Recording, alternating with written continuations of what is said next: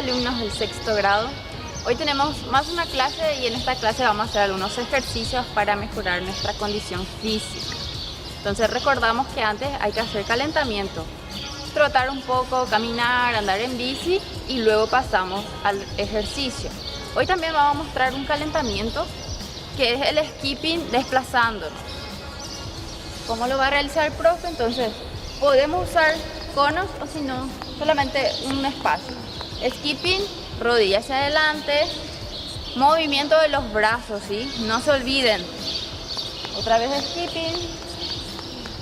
Muy bien, el profe puede mostrar una vez taloneo, otro diferente.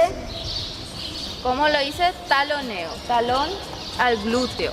¿Está bien? Entonces es elevar el talón hacia atrás. Entonces realizamos 10 segundos cada uno con 4 vueltas y ese es nuestro calentamiento.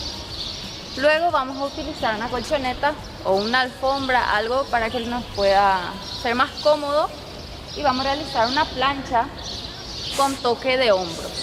Entonces, ¿cómo lo realiza el profe? Posición de plancha, luego toca el hombro. Entonces, eso. Van a realizar también durante algunos segundos, 15 segundos. Repite luego después 4 veces. Entonces vamos a esperar sus videos. Vamos a tener en cuenta su posición de plancha, ¿sí? No hay que hacer trampa en tocar nuestras rodillas al suelo, sino que extender bien nuestras piernas. Claro. Y la espalda también bien recta. Así es. No hacer una colina acá. Así mismo. No. Tiene que ser bien recta. ¿Sí? Porque Entonces, se pueden lastimar. Sí. Entonces es por eso que hay que hacerlo bien y de forma correcta. Claro. Entonces tampoco encurvar hacia abajo. Tiene que ser bien recta. Sí, así es.